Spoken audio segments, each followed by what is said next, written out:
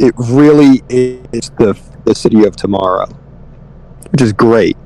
But I just can't see what, like, it's always All-Star Superman whenever Superman's brought up. Just kind of getting boring. Yeah, because like because it's the most well-known Superman book. It's like I think it does deserve its accolades. yeah, I agree. It's do. like I think one of my favorite comics. I'm just saying why it's been brought Yeah. up so much.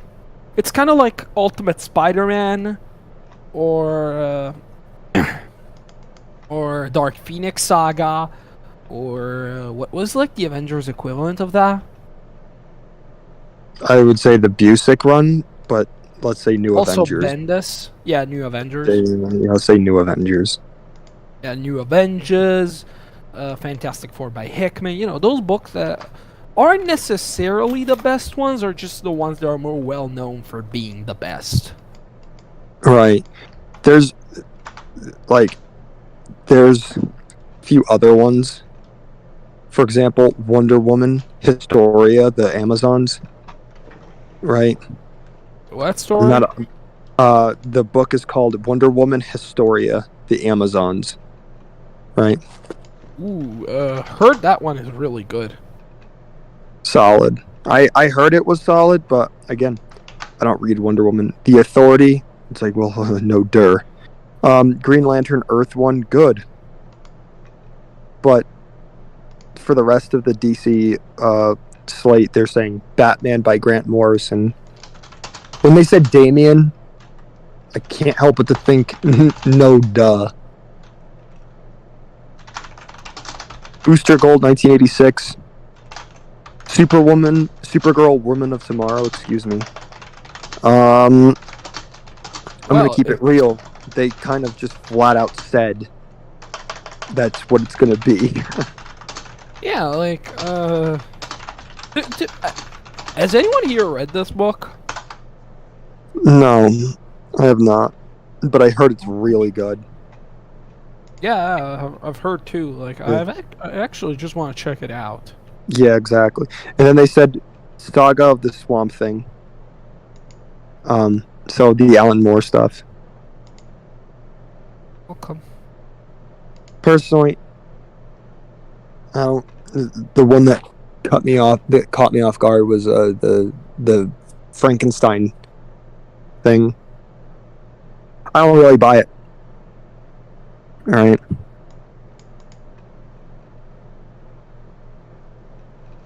Alright, so, I guess we're gonna go ahead and get started here. Tell me what we want to do. Who's gonna go first? Xavier, do you want to go first, or do you want me to go first? Well, whatever. I'll go first. So, hey guys, welcome to Comic Cast. This is Fantastic Xavier, and I'm talking about Rogue and Gambit, Issue 1. Volume 2, Issue 1, written by Stephanie Phillips and illustrated by Carlos Gomez. So, I'd say the book is like really fun. First off, I'm gonna say my opinions on the book straight away. It's a really, really fun series. It feels relatively disconnected from the current Krakoan era of X-Men. For those who don't know, X-Men basically had this sort of soft reboot under Jonathan Hickman, where everyone now lives in a beautiful paradise island called Krakoa. That's kind of the gist of it. For more information, read House of X and Powers of 10. Pretty good book. And I'd say it's really interesting to see Rogue and Gambit being relatively self-contained in its way of being, disconnected from the current Krakoan age. On just not seeing, like, current events happening. Outside of, like, Destiny's resurrection, which plays a role, because Destiny is Rogue's mom. Rogue's other mom alongside Mystique, but whatever. You get the point. And I'd say this book, what this book really excels at is the writing. At least in the dialogue department. I feel like it's a bit too early to judge the story from the limited material that we have. But I feel like the dialogue writing, it's very quick, it's very good, it's very entertaining. The dialogue don't overstay their welcome, don't become boring, and they also feel like really encapsulate what the character says. And they're pretty good. What I find interesting about this is like this is the second time they've gotten. No, this is their third time getting their own series, because it was like Rogue and Gambit, Mr. and Mrs. X, and then we're back at Rogue and Gambit. Yeah. To be honest, I really like the original Rogue and Gambit miniseries. Yeah. Yeah, it's really fun. Like, it's them just going on a resort and then just starting to fall in love with each other again. It's really neat. It's a neat romance story. So, especially where they are currently, because Rogue is a member of the X-Men and Gambit's running around with the Excalibur team. Yeah, I mean, it's you mean currently in the current age of X-Men? Yeah. No, Rogue. Yeah, it's really she's fun. Not an X-Men anymore. She's been voted out since last Fire Gala. And Gambit, I do recall him dying and being resurrected in Knights of X. Maybe. I don't know. I've stopped reading Knights of X, you know? Just... Yeah. Honestly, it bored me. I can understand. I think that this is a really solid place, because to start off with like an X-Men book, right? Because I know a lot of people are turned off about the current X-Men age still. No. I can totally understand why they're turned off. Like, it's such a big status quo change from what they're used to. And I could also see why it limits the accessibility of like the books to some people, like, because you have to read House and Powers or at least get like a Wikipedia summary of House and Powers. Correct. Yeah. Yeah, and I've only been sticking around with the events too. Like, I don't really like read the main books. I've only read events, so stuff like I ignored how Swords of X, admittedly, but then I like it's not that good. Like, it drags a lot. But then I did tune in on Inferno, and Inferno, it's good. Inferno is actually pretty good. Yeah, I did tune in on Inferno, and I was like, yeah. Marvel was really trying to sell Immortal X-Men, because I remember I got a free copy of Immortal X-Men. Immortal X-Men is actually pretty good. I feel like Immortal and Red are like the best books of the current age. Correct, yeah. Whatever Kieran Gillen touches, it turns into gold. Really, before then I would have been like, I'm not too sure about that comment, but after Judgment Day, I'm on board. I agree with that. Like to be honest, I feel like Immortal is really accessible to new people. Like, it feels like, okay, you need to know that the X-Men now live on Krakoa. That's it. Yeah. And you know, it's like a perfect starting place to me. Like, if you've just been like Immortal, I highly recommend it for you, MCU man, because it's like a really simple series. I read the first. Yeah, and I recommend you continue. You should continue because it's like really fun. Yeah, there's like 8 issues up on Marvel Unlimited. I'll stream like the first parts of the first issue. All right. Well. So. Yeah, let me get it started, just so I can switch back and forth. But yeah, this book is pretty solid, you know. Yeah. I would honestly say this is probably the funniest book, right? Like you have like really good moments where it's like Mr. Yeah. Sinister's in the book, and he's really solid as a character. Like they have like a perverse version of like how Xavier and Moira met in the beginning of Hawks and Pox. I will say this: Hawks and Pox took itself a little too seriously, but I was okay with it. We see like Magneto resign from the Quiet Council, which is like their government. Yeah.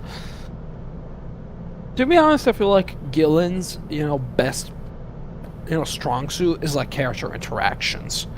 All of the character interactions in like Gillen's X-Men, it's awesome. It's genuinely awesome. And like honestly,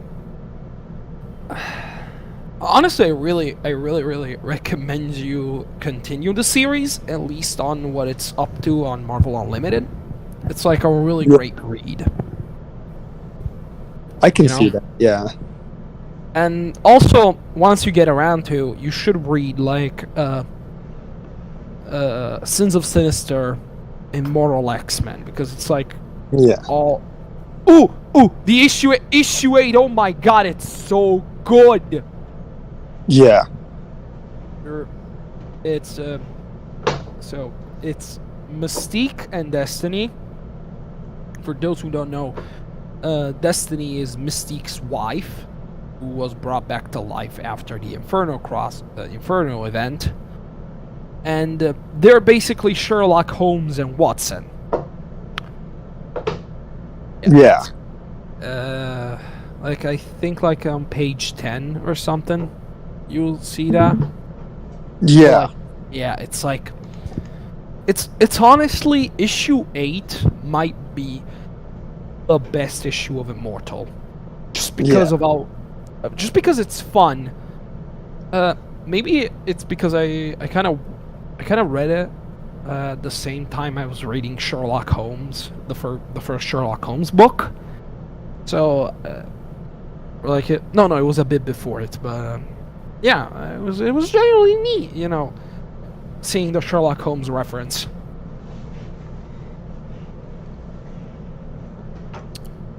So I hear that. We'll switch gears here in a minute. I'm gonna go next. Yeah. I'm talking about Ryan North's Secret Invasion. Cool. Right? Ryan North has been killing it on FNK 4. Excuse me. No, it's okay. So first of all, I just want to give you guys like an idea of like what it looks like. So let me show you guys what the cover looks like. Can you guys see it? Yep. Yep. All right. So this one is a very interesting story. We kind of catch up with like Maria Hill after the revelation that Tony Stark had Skrulls in his employ as Iron Man, right? Like they were kind of like running around, so spoilers for people who don't know. And then we get to see like what she does to the Skrulls. She pretty much kills each and every single one of the Skrulls that were like posing as Iron Man. And we have the idea that like the person who's trying to infiltrate everything is now aware that there were Skrull defectors within her own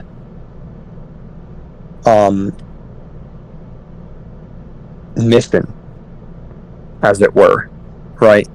We have also very interesting moments where we see Iron Man like catch up with like Maria Hill after killing those Skrulls. I'm convinced that this is some sort of ploy, and then we have like Maria Hill suit up in like her own CIA/Shield Tech Iron Man armor. Doesn't do very well because like Iron Man like beats the crap out of her. This is so freaking cool. Yeah, I know, right? Tony beats her, and the Skrull defector, the Skrull leader escapes this new CIA helicarrier. It's weird that they still have holdover from Shield tech, even though Shield's been dissolved and the technology's not around anymore.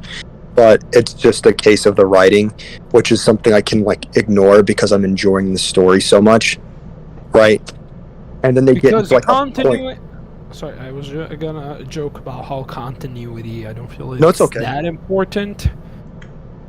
But then they have a Point Break scene where they're flying through the air, and Maria Hill has to catch up to the Skrull. But the Skrull captures her, and then makes it clear that they have captured both Nick Fury and Maria Hill for their Skrull invasion. And I think we have one more issue with this book, and I am just blown away by just how great this has been. This book has been nothing but fun, and I've just felt nothing but paranoid throughout the book, because it just seems like there's a bunch of misdirects, right? I don't think Maria Hill would have actually killed those Skrulls. I think that was for show, right? That Tony went up there and trashed a helicarrier. Right.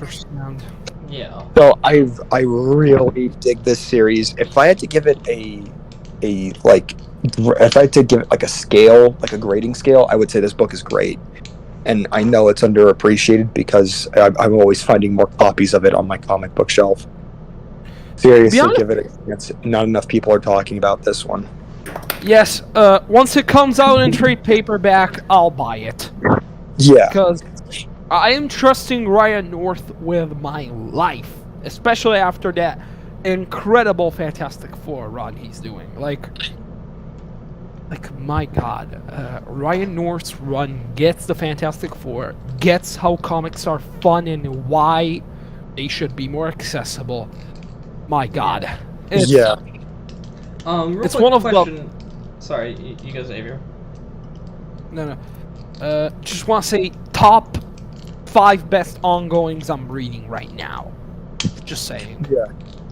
So how does it stack up to the first Secret Invasion? I wish you didn't ask me that because I'm a huge fanboy of the 2008 Secret Invasion. I still think that story works, even though people like to point out the fallacy. It wasn't much of a secret, but it was a full-scale alien invasion. But the whole part about it was just it was very sleeper agents were everywhere. And even during the invasion, you couldn't be sure who you could and couldn't trust.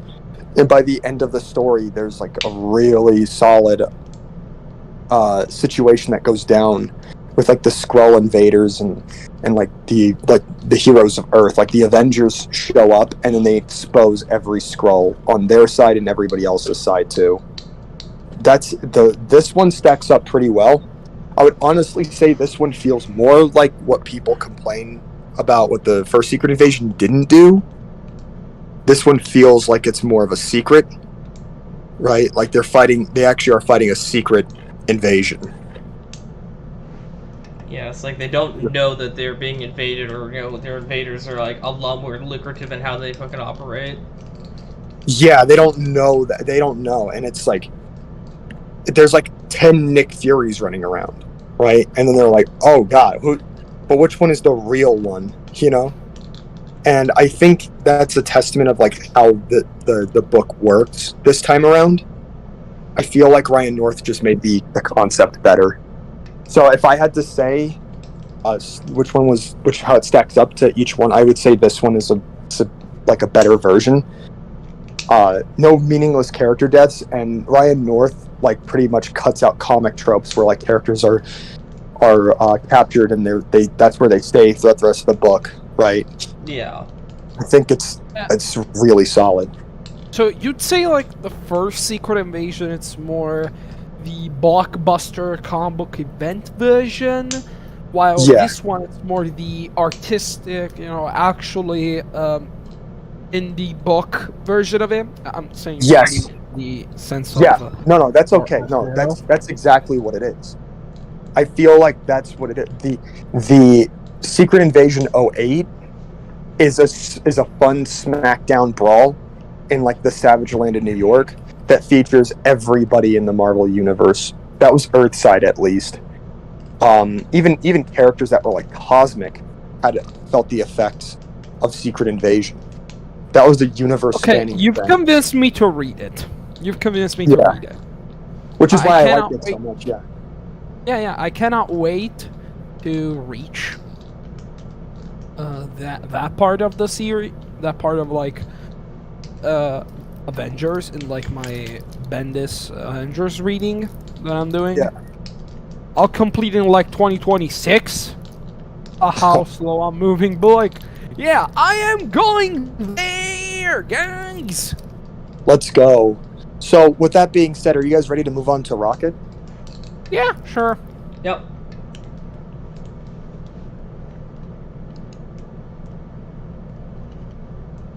Rocket? Oh, I'm here. Oh, are you guys ready? Yeah. So, what you want to talk about? You said you were talking about White Knight. Oh, okay. So, yeah, I've been reading Batman the White Knight. It's pretty good. Not sure if anyone read it here. Besides, I have. Yeah. Yeah, I think it's kind of interesting with like the whole ideology of how like they switched places. The Joker and the Batman switched roles. So Joker is like the good guy in the book, and Batman is portrayed as the villain. Yeah. I think it's kind of funny how the Joker was able to convince Gotham that Batman and GCPD are corrupted. Like it took the Joker to convince them, and not Yeah, it doesn't the inhabitants of Gotham City. I think that's so funny too when you stop to consider it, because he's not wrong. Like, the Gotham City Police Department is aiding and abetting a vigilante. Like they let it go.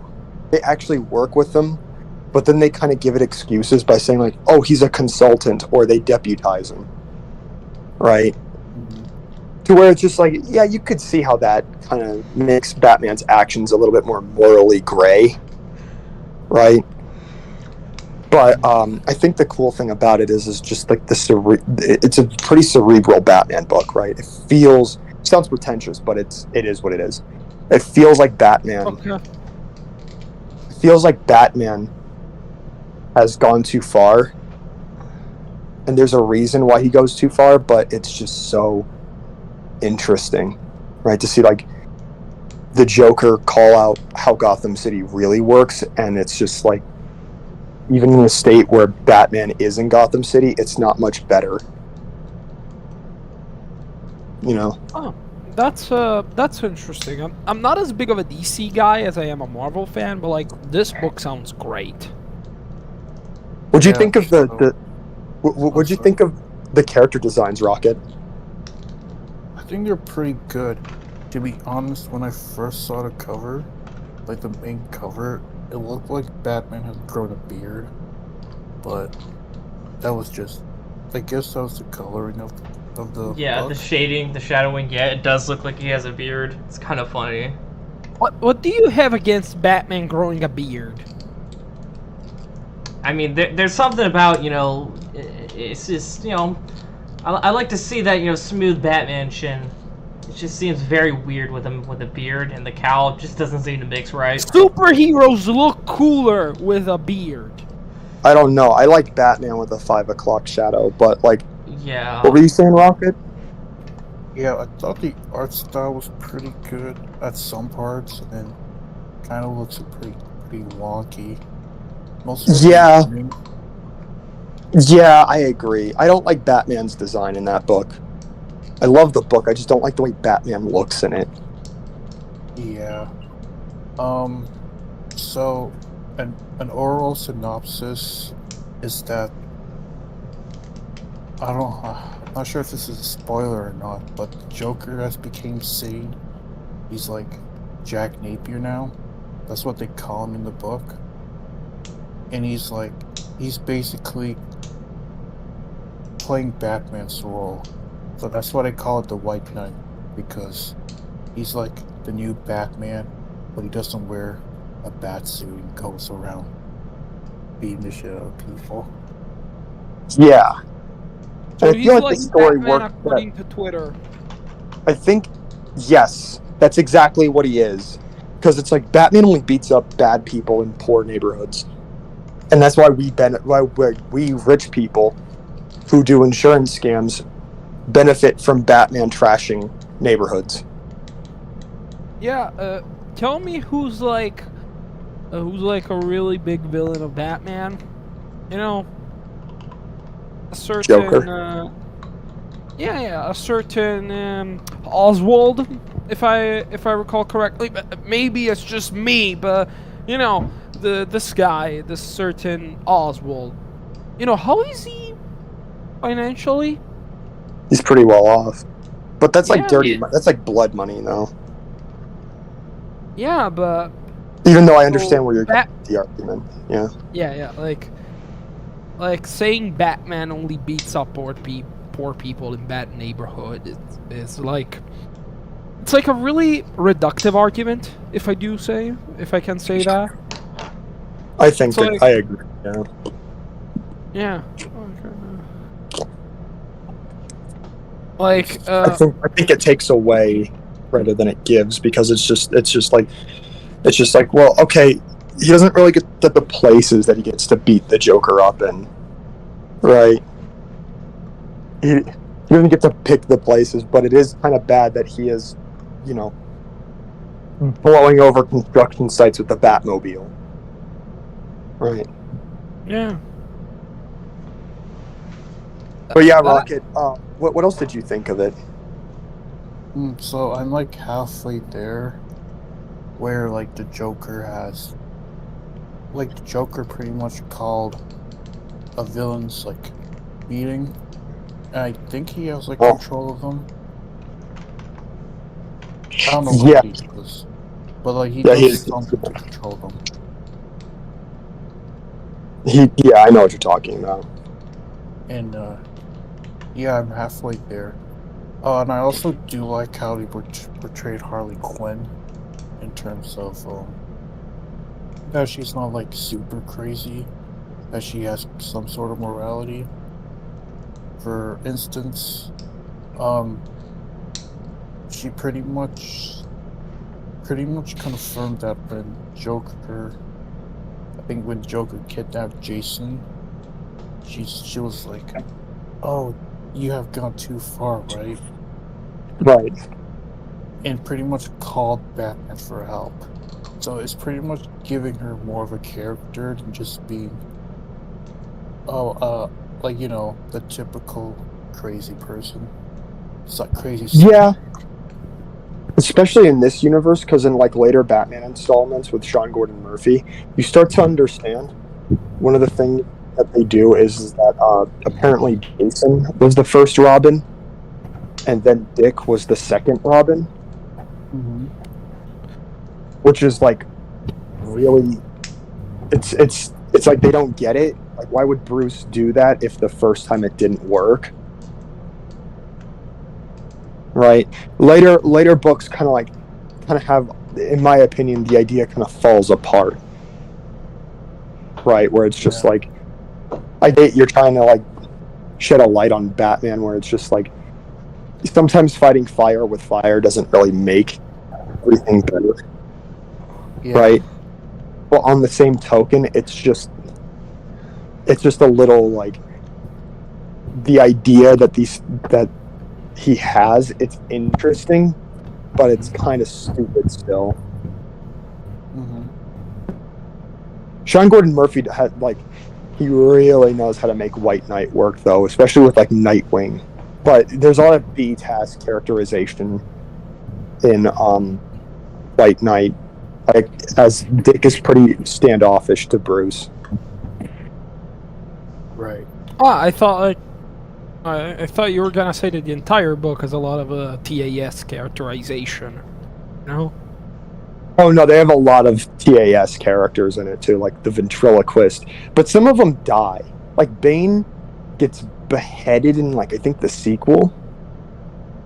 I don't know. I really like White Knight. I really think that the artwork is great. The character designs could use some work, especially when you first see the Joker. He's not like in the purple suit. He's in a Batman t-shirt wearing suspenders and roller skates with a switchblade. Mm-hmm. That is definitely something. I mean, that Right. sounds like something the Joker would do. They also kind of imply that there's two Harley Quinns. Not imply, Yeah. they do have two Harley They Quinns. show it. Yeah. They show it, and like the one with the hyenas is the real one. The one who doesn't have the hyenas, the New 52 character, is like the fake Harley Quinn, which is just more, Sean Gordon Murphy trying to be. Sean Gordon Murphy. He's taken some shots. You know what I mean? He's not afraid. He's not shy about what he thinks about Batman lore. Even though I'm like, I don't fuck with Jason all that much. I'm gonna be real honest with you. And then there's like, they actually kind of confirm what happened to Jason. With, by the end of you the mean book. with this version of Jason or Jason in general? Jason in general. I don't really mess with Jason. No, okay. That's fair. They kind of confirm what happened to him by the end of the book. Rocket, do you think that's a spoiler? I haven't, like I said, I'm just like halfway that's a there. spoiler then. So yeah. Yeah. There's some really solid scenes in it. Like, I especially love Gordon's characterization, and like Batgirl is really cool. Mr. Freeze is in it, but he's not a villain. Does he finally get to be with his wife, and he's happy and retired and not murdering people with ice? No, Alfred's on his deathbed in the story, and Mr. Freeze is helping. I'm Bruce. sorry for poor Biggest- Mr. Freeze. Yeah, Mr. Freeze doesn't deserve that life. You know? Yeah, there's a lot of good stuff with the book. The Batman design. Let me just quickly point out why I don't like it. It has thigh-high black boots, a gray tunic with like a bat on it, a utility belt, a yellow utility belt, and a cape that is, well, it's like a Star Wars cape. It's got like a collar on it and everything. Does it have the Luke Skywalker boots? No, they come up to his thigh. The boots like come all the way up to his like the middle of his thigh. Yeah. He looks like an old man at some parts. Yeah, and then they try to imply like he's worn other costumes, like his B-Task costume, right? He also has like these fingerless gloves on top of his gloves.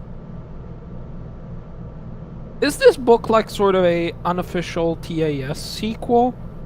No, it's Sean Gordon Murphy's own like Elseworlds adventure, but it. Oh yeah, and Nightwing's costume. It's pretty much the Nightwing costume with a leather jacket, like a motorcycle jacket. So it's objectively cooler, is what you're saying. Yeah, Batgirl has a really nice costume. I like the costumes for everybody else except for Batman and Joker in this book. Oh, cool. Even though the characterization kind of makes me like forget about it. I'm like, yeah, you know what, this is fine. Yeah, you know, get costumes over to it. me are really secondary. Yeah. Like, there's stories that I like, right, that have horrible costumes in it. I can say the same. Especially for like some X-Men comics. Yeah. But, Especially with X-Men comics, yeah. the Wasp has never had a bad costume. I'm just saying. Never. Never in the history of comics has the Wasp ever worn anything bad. Right? All of her costumes have been just bangers. We don't talk about that cartoon from the 90s, though. We don't talk about that. Like, for example, Infinity Gauntlet Thor has the worst costume. Does he have a Infinity beard War. there? He has a Fair. beard and he has like a helmet Yes. that like obscures his face. It's pretty much the classic Thor costume with like a mask helmet thing. I don't like the 80s Thor costume, the one where he's like wearing armor, and I don't like To the be honest, I just like Thor with a beard. I don't know about the costumes, but like I really like the. same with like the Ultimate Thor. I don't like Ultimate Thor. I don't like the way he looks. You don't like Ultimate Thor? Yeah, I don't like Ultimate Thor, but I like the stories he's in, and I like his characterization. So that's how I can like ignore it. I mean, Ultimate Thor, I'm kind of like, I have mixed feelings about how his design, but I really like the character though in Ultimate. It's like, I just genuinely like the costume, you know? Yeah. Like, Yeah. the fact that he's like some environmentalist hippie, you know, that's just fun. It's just Or so like- funny. Yeah. Or like This Hank Pym's reminds Wasp me- costume. Yeah, What you know, was that? this Thor being an Hank Pym's Wasp costume, right? I don't like that. Yep, Yeah. that's not good. But the stories that he's in kind of like outweigh how I bad the like the costume Hank looks. Pym Wasp costume. Yeah. I don't know. I don't like. He looks like he's a part of a marching band. That's why I don't really dig it. Yeah. And I'm like, People who are nah. part of marching bands are cool. I don't Not know that about guy. that. They were bullied. You know? You must not be cool if you're getting bullied. I'm just kidding. I'm just kidding. But you know, I mean, I didn't really like the Hank Pym as Wasp. That concept just kind of felt kind of like a disservice to the Wasp. It's just like we like instead of fixing all the other problems, retconning the Yellow Jacket incident, trying to do anything else. No, they fucking off Janet, and then Hank decides to take that as his next identity. It's like, by this point, Hank has had so many alternate identities. It's just a Yeah, you just cliche. added one. Yeah. You added one for no reason. You know what? I'm gonna be honest with you. I don't think Marvel or Bendis knew if they were gonna bring back Janet. I think that they thought they were gonna keep her dead because like she was dead for about 4 years. Like so it was like 2008 she died. 8, 9, 10, 11, 12. Yeah. I don't think that they knew that they were gonna bring her back. Oh yeah. It's Right. I didn't think. Yeah, I thought they were like Hank is going to be Wasp, but then Hank goes to Giant Man, and then it's just like, okay, so Wasp is actually a dead title. Nobody wants to be the Wasp. yeah. It's really interesting and seeing the character kind of get a little revival. I mean, after she was brought back, it took a while, but honestly, Yeah. it happened. I really think Unstoppable Wasp is kind of where Jan's revival started, because it made sense to start bringing her there. And as much as like people bring up how poor the book sales for Unstoppable Wasp was, like after that, like the character actually started to show up a lot more. And Yeah. we're looking at it this year, she's in a lot of stuff. It's starting to feel like, she's actually another important character again, not just, oh, here's this character, a legacy character that we don't really care about. Yeah. Also, I want to say this for low sales of comics. I don't want to say that like all of them are invalid, but like we're talking about Wasp. We're not talking about someone like Spider-Man, Batman. Yeah, and it was a Wasp. It was like a new Wasp. It was natty. Yeah, like the fact that it didn't sell like extremely well is sort of expected. Like, I agree, Xavier. I didn't expect it to like blow sales charts out of the water. like But I did unless you It'd be fun. Unless you give it like a incredible writer who revolutionizes the comic book industry with just every letter that he makes. Like So I Al don't Ewing. think- Yeah. I mean, I don't even think Ewing would have been able to make those like book sales work for Unstoppable. It's just Nadia was not Ewing. the most You're- favorable you're- character at the time. Ewing would have made it. Ewing would have definitely made those sales. Because I'm gonna be honest with you. I think Ewing has the thing with Ewing is that it's this is going to sound again pretentious, underappreciated greatness, right? People don't recognize his shit until after the fact, like well after. It's going to be like a year or two that they're going to be like, oh wait, that was actually really good, right? Yeah, like, I'm gonna say this. The fact that he made Sword, like, this weird-ass obscure X-Men title, last for more than 5 issues, and actually be good, like, really good, it's a testament. It's a testament to the cool. And he's creative, too. He knows what he's doing. With, like, Ant-Man, I'm like, bro, how did you do it? How did you make each and every single one of them likable? Yes. Ewing is honestly one of my favorite writers. And, you know, this reminds me of how much he loves continuity. It's like the modern Kurt Busiek, in the sense of, like, him respecting continuity and building on it. Oh, yeah. My God. My God. Right now, I'm thinking about how good is, like, Magneto was. Right. Just straight up 10 out of 10. Yeah. Yep. He handles continuity quite well. It's quite impressive, honestly. But just getting back to Rocket, did you have anything else you wanted to share about White Knight? Rocket? I would say Jack Napier's characterization. I feel that. Oh, it's not like the Joker became sane and it's like, you know what, I'm sane now. He's like trying to fight off the Joker. You know, it's like an internal battle inside him. And like the first thing he does, like, is apologizes to Harley Quinn for being abusive. Yeah. So like you can see, it's like he's not trying to fake it. He actually is trying to like become better. So I like that part of it.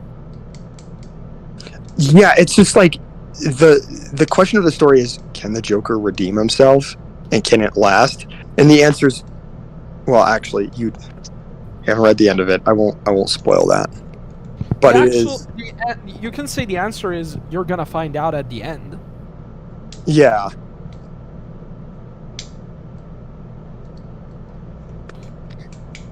So, but like, is that, because I think that's a really interesting question. What about you, Rocket? Like, what is the thing that you would like, if you had to really give this book like a chance? What would you say? What would you give this book in terms of like where you feel like it is critically for you? As of now, I think it's really good. I'll give it an 8. Yeah. Some of the solid. It's a really solid thing. Yeah. You go, Xavier. No. I love how detailed your analysis of the books you read. Then mine for Rogue and Gambit was like really, just me just saying, oh, the dialogue is good. Yeah. To be honest. Yeah. I haven't even touched on the marvelous Carlos Gomez art. Man, that guy just makes everything beautiful. It's like, it's eye sweets. It's so good, so good. And also I love the dynamic between Gambit and Destiny. Just like Destiny, I love how she's like this really serious character in other books. Like she's like really, you don't see her being like that like emotional. And then she's like fuck off Gambit every time she sees it. That's really funny. Honestly, I probably give this book a 7.5. It's not great. The story for now is just things happening, evil mutant things happening for now, but it's fun. I love the characterization. I love the writing, and the art is incredible. 7.5 or even an 8 out of 10 for now. Yeah. Gonna definitely talk more about it as the issues come out. Yeah. With that being said, I think it's time to move on to the Marvel calendar. What do you think, Vlad? Yeah. I'm gonna go ahead and I'm gonna stream this our calendar here. Just give me 1 minute. Wanna see it? What's the Marvel And- calendar? Oh, Let's- there. You go, Xavier. It's a calendar of new releases for Marvel Comics. Okay. Gonna see it? Yeah, we got it pulled up here. So, we're gonna be looking at probably every stream. We're gonna be looking at the week of the stream, but we didn't do it last time, so we're gonna just kind of go over what came out this week and what's gonna come out next week. So we have Avengers 66, which is part of the 2018 run. Which Yeah, I would say skip. You're gonna Yeah. read it, MCU man. I've been catching up with it. I've skipped the last issue. I just own the last issue. Yeah. Like 65 pissed me. Like as soon as I figured out, I don't care. Avenger Prime is Loki. I got mad. I was like, nope. I Yeah, don't when care. I found that out, I was livid. I was like, that's bullshit. It really should have been someone else, but... Right. And, you want to explain what Avenger Prime is, just so, other people don't know? So it's like the Avenger that right now what's going on in Avengers is we're going into the Spider-Verse with the Avengers in the main book.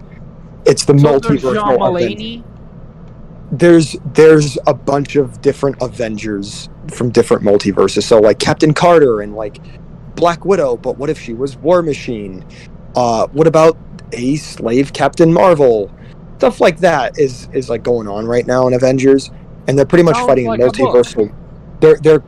They're fighting a multiversal war where Loki is kind of like at the front and center because he is what they call Avenger Prime, an Avenger that pretty much makes sure that the Avengers multiverse is on the up and up, right?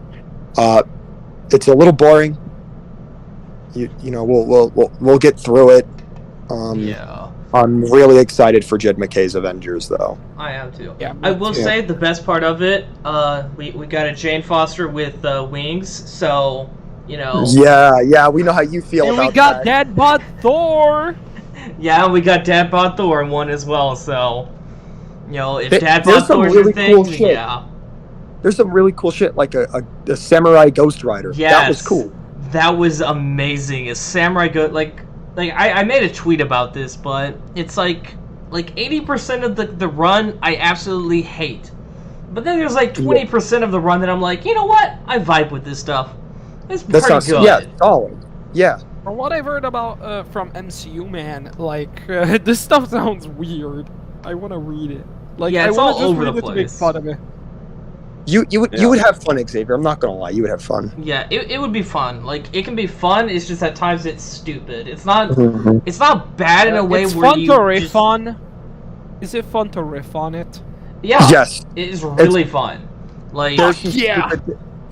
the dialogue is hilarious. Like Ghost Rider is trying to outrun the Silver Surfer and his Hell Charger, but he's like, I can't outrun a surfboard. It's so stupid. there's a It's lot. literally me. There's a scene where a cowboy version of Mephisto, Starbrand Child, and I can't remember the other guy, or Phoenix, or The whatever. Starbrand kid, Yeah, Starbrand Kid and Reno Phoenix. yeah, Reno Phoenix. They were like having it like so. They fucking kill Mephisto, or some version of him, and in a shootout. And then they hang his corpse up to a tree, and then they say the most corny Southern dialogue you can imagine. And then Mephisto's like, "Did someone say they want to make a deal?" And then And then Spider-Man appears. Starbrand Kid then goes draw, and then they pull out guns and start shooting at each other. The dead corpse Yeah. of Mephisto is having a shootout while hanging from a tree. It's so stupid. Vampires in Chernobyl, like shit like this is so stupid. It's like, Listen, Vampires in Chernobyl is cool as shit. I mean, yeah, but it's stupid though. It's cool but stupid, And who cares?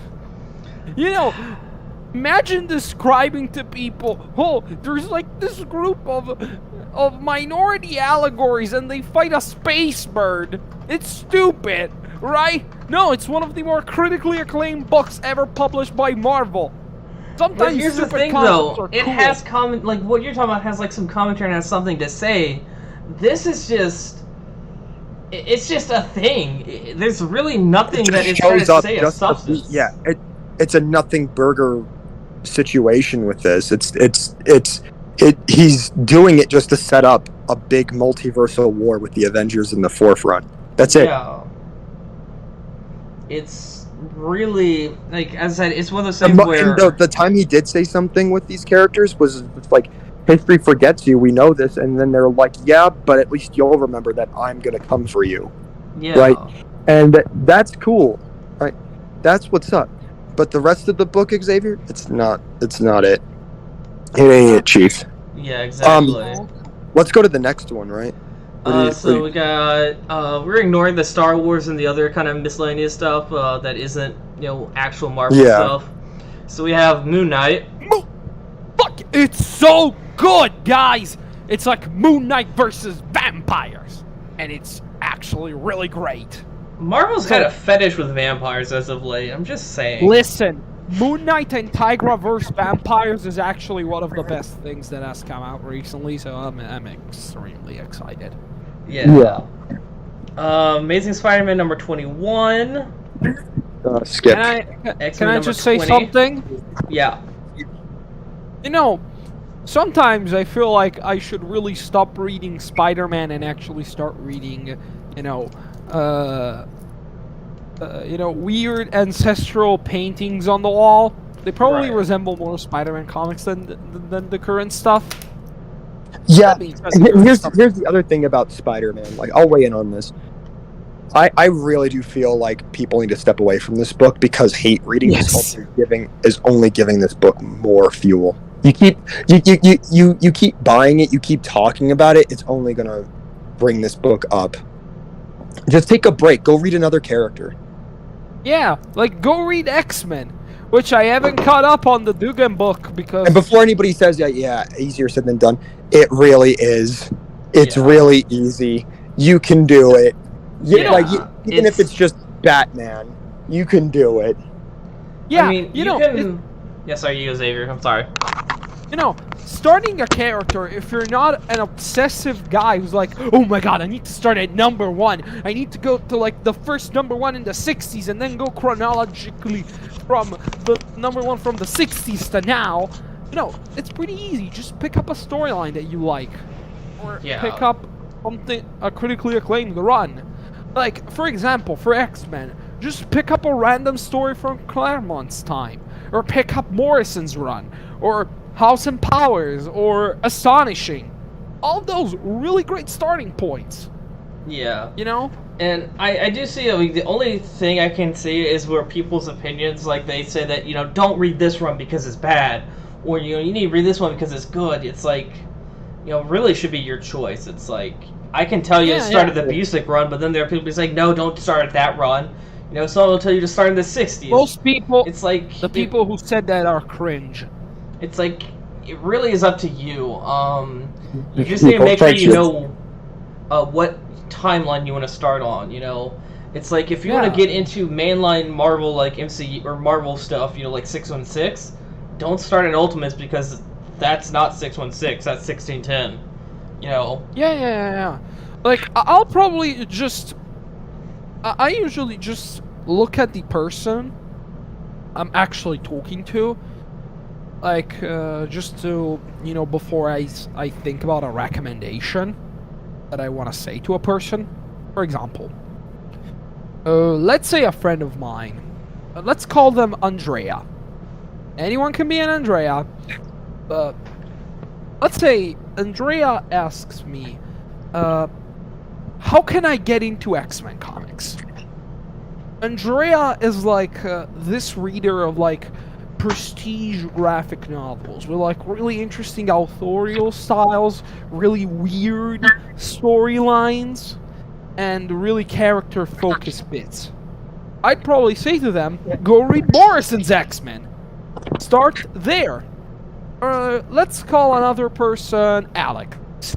Alex really likes superheroes. Really likes superheroes in capes. astonishing, easy. Also for the hypothetical Andrea, could Austin Powers could work as well, but that's not the point. The point is, I feel like for recommendations for new readers, it's really essential to understand the kind of person you're talking to, and that no comic is like the definitive be-all end-all recommendation. Right. I agree, but like, what else do we got here? Because Amazing Spider-Man is one of the books that we all feel the same about. X-Men 20. Xavier, what's your thoughts on that? I haven't gotten around to read this storyline because it's connected to Captain Marvel by Kelly Thompson, and I want to finish that before starting X-Men. Okay, that's fair. Probably, nothing. So yeah, we got. Probably next few weeks I'll give you my thoughts. All right, gotcha. We got Black Panther. I don't think anybody here is reading Black Panther. Yeah. I'm reading the run before this one. Like the 2016 run. It's great. It's incredible. I hear people are really bagging on John Ridley for this. Fantastic Four by Ryan North. I'm hearing nothing but good things. Oh yeah, especially by me because it's good. It's like so good. All right. Give me a second. Let's see. We have Mary Jane and Black Cat, Scarlet Witch. Mary Jane and Black Cat. Both of these books. Can I just say my little short opinions on those? Yeah, do your spiel. So, Mary Jane and Black Cat, pretty fun. Love the dynamic. Jed McKay writes well. Kind of reminds me of Dark Web, which is something. But it's good. It's good. Scarlet Witch. Yeah. It's Scarlet Witch. I feel like it's solid. I hear it's solid. Yeah, Scarlet Witch. It's kind of like, like the Mystery of the Week shows, like mystery shows. Yeah. It's kind of like that, but for supernatural stuff of the Marvel Universe. It's really neat. I genuinely like it. Feels a lot written for single issues. It's really, really cute. I really like it. I'm kind of excited for Silver Surfer Ghostlight. I'd read that. Well, it's because it's been a while since Norrin has got his own thing. Can you scroll down a little bit more? Yeah, yep, I can. I'm sorry. Yeah, maybe. We've got Predator, which is a part of their new 20th Century line. I'm kind of excited for that. I'm probably going to come and support it. Who's writing that? Looks like Brisson. Ooh, Brisson. Ed Bryson. Ed Bryson. I love that guy. Yeah. Ooh, I've read like his New Mutant stuff. It was pretty neat. And then we've got New Mutants, Lethal Legion. Can you just go a little bit higher? What? Here there's Nightcrawlers and X-23 Deadly Regenesis. Oh, I see. I am comically excited for Nightcrawlers. I cannot wait. It looks like it's fantastic. Like the first issue is already great. Just featuring all these kinds of different Nightcrawlers. There's like a Nightcrawler Spider-Man, a Nightcrawler Wolverine. It's so fun. X-23 Deadly Regenesis, I just think it's a neat book. From what we can see, it's just a kind of an untold tales of Laura Kinney. Yeah, they've been trying to go all in with her. We've got Star Wars. We've got New Mutant sounds good. Venom. I've been ignoring Venom. I don't really care about Ghost Rider. Captain America is very solid. I'm going to tell you that right now. Captain America's a solid book. Sentinel, Liberty, and Symbol of Truth are very good. Then there comes the best one going right now. Fucking Spider-Verse event. Oh my god. I like that Spider-Verse. Yeah, we're right up to where we are today. The biggest disappointment of my life. We're right where we're at today. So I think we've got a pretty big slate coming up. How is I Am Iron Man? I just bought it. I'm gonna be reading it here today or tonight. It's on my list. I literally just purchased it though. I've heard good things. So I have some good. I have high hopes for it. From what I heard, it's I just heard good things about it. I'm not too sure what it's about, but it's definitely not like a reboot or anything. He's like in his 60s, and it's like he's kind of like, yeah, this is everything that's been going on. But I'm kind of interested in seeing it. Okay, let's go into this week. Let's see what's going on. All right, 5th to the 11th. That's it. Same stuff. It looks like. That's kind of it. No. All right. Well, that looks like So that's it then for releases. So since we've kind of left the. Oh, I just realized I was muted there. I'm sorry. I don't know if y'all heard what I said about I Am Iron Man. What'd you just say? Okay, so I said that from what I heard, it's good. I haven't read it yet. I bought it, but I haven't had time to read it. So I have high hopes for it, though. I'm excited to read it just to see what it's about. Yeah, I'm excited for Iron Man. I Am Iron Man because it's like I really love. I'm not reading the main Iron Man book. I don't know. I haven't been into it with the way that people want to do it right now because they're like, he's broke. I'm slightly interested in the new Iron Man book just because it's Jerry Dugan. Yeah. And I feel like that. Yeah. I feel like that man has a really, how can I say this, solid output. Like, I can genuinely say that his output in books has been really, really solid. At least regarding X-Men, I quite like it, you know?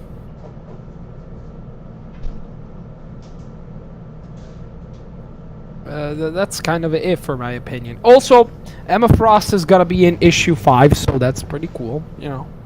Yeah. So, let's see here. What else do we have to talk about? The back issue segment, I think. Which Yeah. is, So what has everyone been reading, starting with Vlad? And so I haven't had too much time to read stuff, but I did touch on Uncanny Avengers, just kind of picking that up again. I read through the first one. First issue was pretty good. I also read probably my favorite issue in Uncanny, where Janet completely fucks the Sentry up. Like, Oh yeah. that I reread that one just because it's so fun. Like, the fact that she held her own. Yeah, sorry. She pretty much just moves him out of the way, which is like still a feat in and of itself. Where she's like, go away, Century. It's like, she burns his face with her stings. Like when people are like, well, what's the Wasp going to do against this character? It's like, do you know how powerful her stings are? Like, they can punch a hole through concrete. She burnt the Sentry's face. That is a feat to freaking disfigure his face. And in that same issue, what people don't talk about is that she was able to talk to some alien sandworm. I don't know if that's in character for her or not, but it was just so funny where she's like, gotta get the right frequency, and there. And Sentry's like beating the crap out of Thor, and then like, he's just like, what are you gonna do? And he's like, what the fuck I am hearing? What is this? It was None amazing. of these words are in the Bible! I especially love the moral ambiguity of like Uncanny Avengers, where it's just like, we're supposed to be a unity division, but Logan, you led strike forces to kill children. Yes. Yeah. It's just like, that's interesting. There's a lot to say about that. There's a lot. I really love Uncanny. It is so fun. I am really excited to get into Uncanny Avengers. By Rick Remender, it's one of the more solid Avengers books too. Yeah. Right now, I finished Avengers Forever. Finished my reread of Avengers Forever. The 98 coded one or the really crappy recent one? The goated one, the 98 one.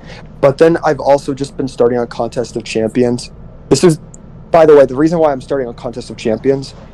I really, really want to know what the first Marvel event ever was like. And I will say this, it has a really strong start. We get to see everybody in like their natural habitat. Like the Avengers are training, the X-Men are training, Spider-Man's just doing him, and we get to see like these other superheroes all around the world. But I do think that I'm getting more into it.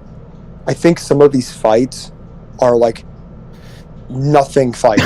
Like Iron Fist and Daredevil are in there, and I love how in every book I've read where Daredevil's like he's not even like a part of the supporting cast. He just kind of like is there.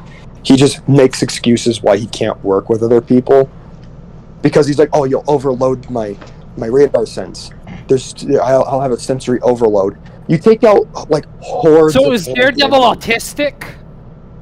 So he's like, you take out hordes of hand ninjas, right?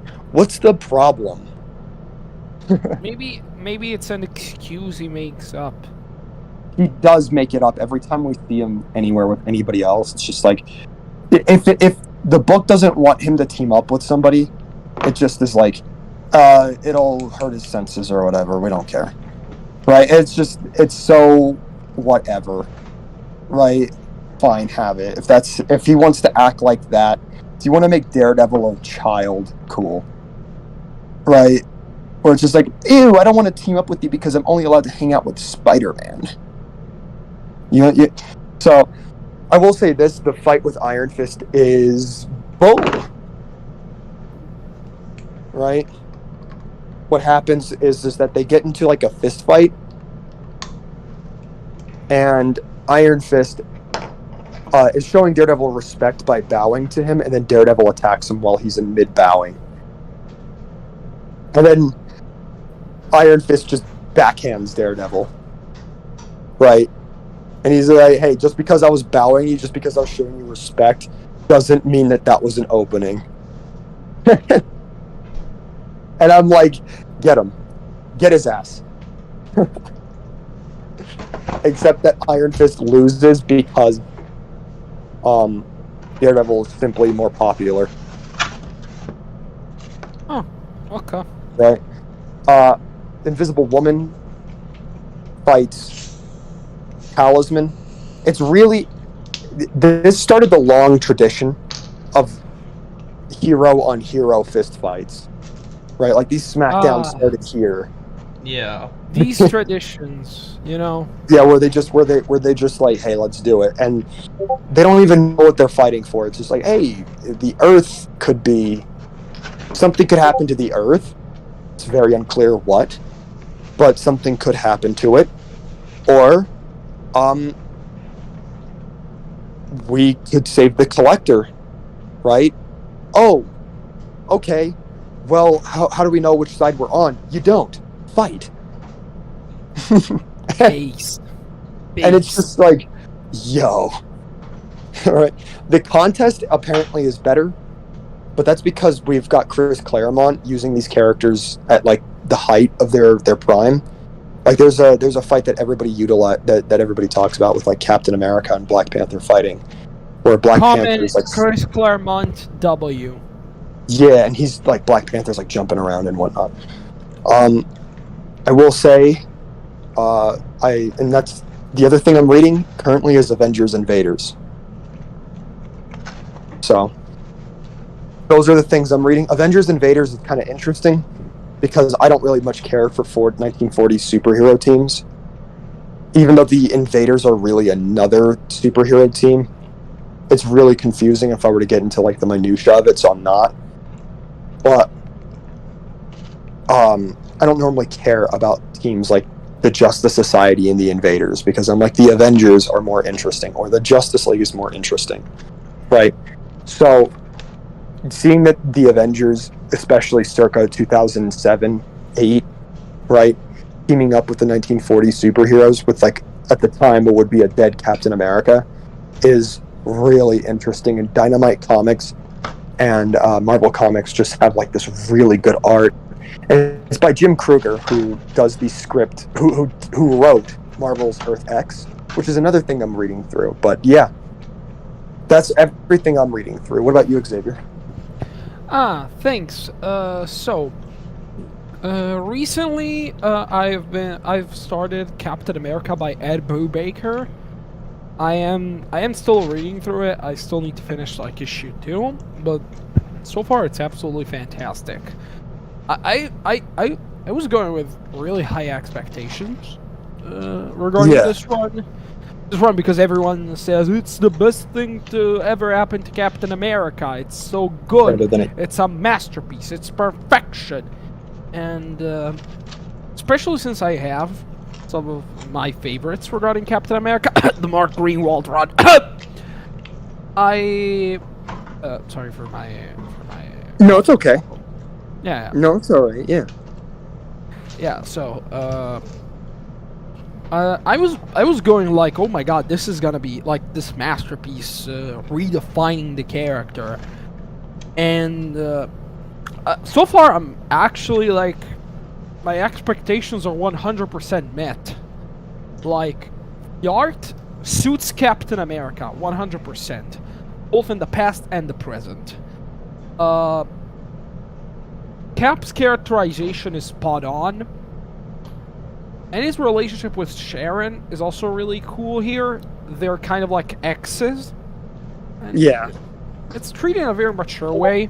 Also, the twist in issue 1 about who killed the Red Skull is like extremely obvious if you've seen the movie. Like, Yeah. you can tell it from a mile away. Like, imagine, it's like every... No, this is kind of like the really big things.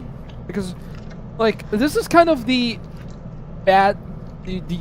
con about this book being so influential to Captain America. Because I know the twist. Like, imagine being someone in 2005. Imagine being, for example, a kid in 2005. You've read Captain America, maybe... Imagine being like in high school in 2005. You read Captain America when you were a kid. You read the Mark Waid run. Then you pick up this book. And in the end of the first issue, Red Skull monologues about whatever. Then gets shot. He dies. And you're going, who did it? Was it S.H.I.E.L.D.? Was it AIM? Who was it? Who was it? And that's the end of issue 1. And the war flashbacks, I really, really like that. I really like Michael Lark's art on the war flashbacks. Like, it sells you the really old-timey aesthetic. And, to be honest, it makes me wish that the first Avenger movie was shot in black and white. No. Yeah, Captain America, the first Avenger would have... I get you, yeah. I like, will say this though. That's one thing I really like about the Winter Soldier, where it's just like, oh, you think you know everything about World War II, but there were some unseen adventures, and they teamed up with like this Russian squad, and I think that's really cool. Winter Soldier really does a really good job, but I do feel like I try to read it from the lenses of somebody from 2004, 2005, going into the book. Yeah, me too. Being like, oh, I wonder who this is, even though like I spent at least 6 years with you, buddy. I know who you are. But I can just only imagine, like, could you imagine people who don't know that it's Bucky finding out, oh, it's Bucky?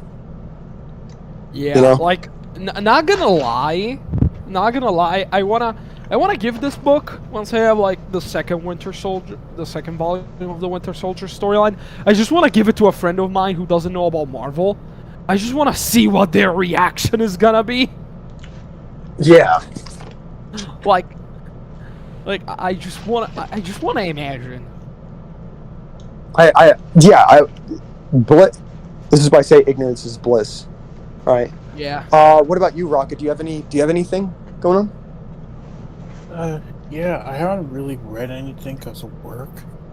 But, I'm trying to finish Batman, of course.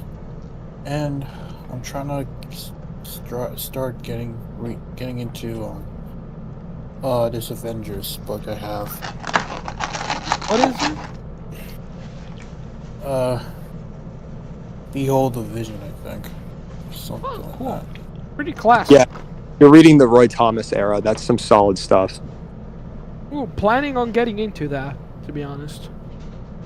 Yeah, he did a lot of what people remember about like the Avengers, like the stuff that writers typically use. So that's pretty cool. Can I just talk about a couple of other books I am actually reading? Yeah. So I'm starting kind of to read Spider-Man chronologically, as I've told MCU Man like once. And I am going through the Lee Ditko Spider-Man. I've read like up to issue 4. You know, I'm really slow at this. Sorry, guys. But I want to say this. It's good. It's a good read. It's actually really enjoyable to read. It's like really episodic. You don't really binge a comic like Stan Lee and Steve Ditko Spider-Man. If you do that, you're stupid. I'm gonna say this. Like, if you do that, you should really evaluate how you enjoy books. Because you need to read Stan Lee and Steve Ditko Spider-Man. You need to read it like, guess I'm gonna read an issue. Oh, I'm also reading Untold Tales of Spider-Man. Ooh, through that. I am extremely hyped to reach that series. Because you told me it's amazing. People have told me it's amazing. I've read like Amazing Fantasy 16, 17, and 18, which are all written by Busiek, and those are amazing. Oh my god, I'm so hyped. Do Amazing Fantasy 16 through 18 count as Untold Tales? Yes, those count. They're in the omnibus. Okay. So I've started Untold Tales. Yeah, I agree with you, Alec. MCU Man. So, with that being said, I hope you guys enjoyed the show. Thank you so much. From the Comic Cast, we're very appreciative that you decided to give us your time and attention. I hope you guys have a good day. Yep. Yeah, see ya, guys. Alright, yep. See ya. Yeah. See ya.